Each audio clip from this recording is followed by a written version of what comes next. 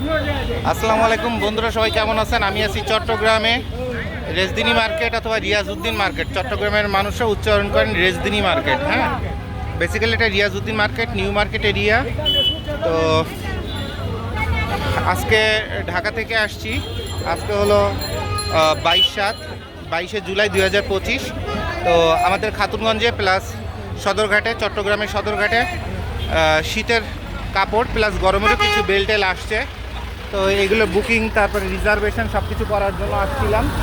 তো তো আবার এই রেজদিনী মার্কেটে এখানে আগুন লাগছে।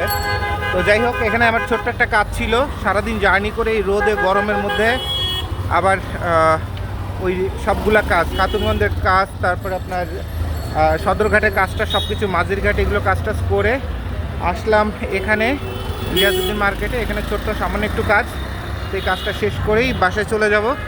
আর আগামীকাল আমি আছি চট্টগ্রামে। আপনাদের বছরের সিজনে যে মালগুলো আসে, যাদের রিজার্ভ করার মতো ক্যাপাসিটি আছে তারা রিজার্ভ করেন, কারণ শুরুতে যে মালগুলো এগুলোর আপনার দাম কম থাকে এবং কোয়ালিটিটা একদম হায়েস্ট কোয়ালিটি থাকে, সেই মালে ব্যবসা হয়।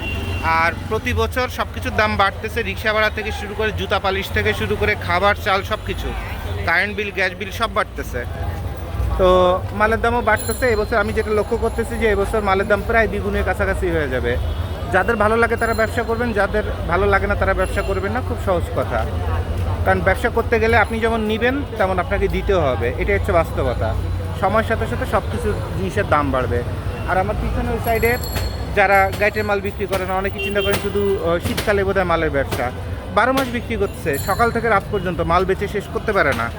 তো যারা ব্যবসায়ী তাদের ঢং কম, আর যারা ব্যবসায়ী না তাদের রংডাং বেশি, নাটক বেশি, বুঝছেন, আর খুঁতখুতানি বেশি। তা যাদের খুঁতখুতানি অনেক বেশি, নাটক বেশি, ঢং বেশি, তাদের আমাদের সাথে যোগাযোগ করার প্রয়োজন নাই।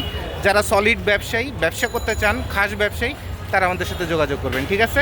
চেষ্টা করব যত কষ্টই হোক ঢাকা থেকে এই চট্টগ্রামে এসে ভালো মাল দেওয়ার। সবাইকে ধন্যবাদ। আসসালামু আলাইকুম।